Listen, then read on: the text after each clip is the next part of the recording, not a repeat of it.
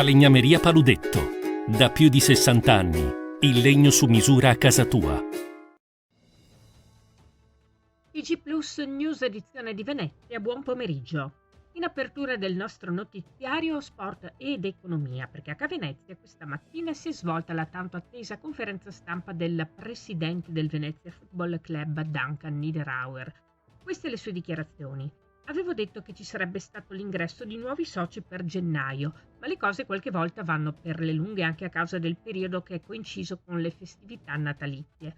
Ora siamo arrivati a buon punto, vicini al traguardo.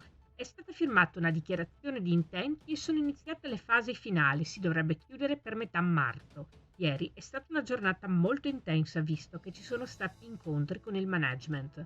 Tutti i dettagli nel nostro sito notizieplus.it. La cronaca. Ieri sera verso le ore 20 in centro a Mestre è stata segnalata una fuga di gas, precisamente in zona 4 Cantoni nei pressi della banca Unicredit. Conseguentemente è stato chiuso viale Garibaldi all'incrocio con via Torre Belfredo. Sul posto i vigili del fuoco per verificare le cause della perdita insieme con i tecnici di Italgas e nonché la polizia locale per transennare la zona. Dalle verifiche andate avanti fino a tarda serata si ipotizza che la fuoriuscita provenisse da un tombino oppure da una vettura a gas parcheggiata nei paraggi. Fortunatamente non si sono registrati danni a persone o a cose. Cambiamo argomento.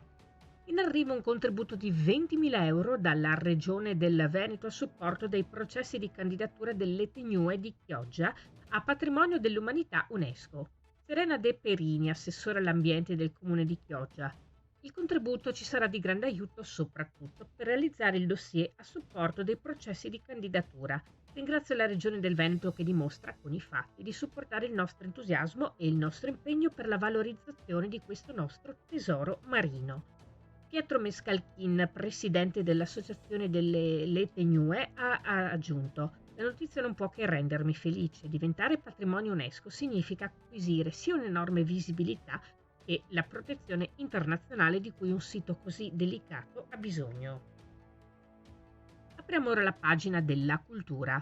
L'arte e il teatro tornano a celebrare il Carnevale di Venezia con una programmazione di oltre 50 spettacoli negli spazi culturali della città, tra centro storico e terraferma. Fino al 13 febbraio 2024 Ad Oriente il mirabolante viaggio di Marco Polo propone nell'ambito del Carnevale della Cultura un cartellone denso di iniziative che comprende progetti originali e creati ad hoc, copromossi da Vela SpA e sostenuti dal Comune di Venezia, per offrire ad adulti e bambini numerosi appuntamenti, per la maggior parte gratuiti. Questa mattina a Ca' Farsetti la presentazione ufficiale del palinsesto degli appuntamenti del Carnevale della Cultura. Si conclude qui il nostro notiziario. Grazie per averci seguiti. Arrivederci.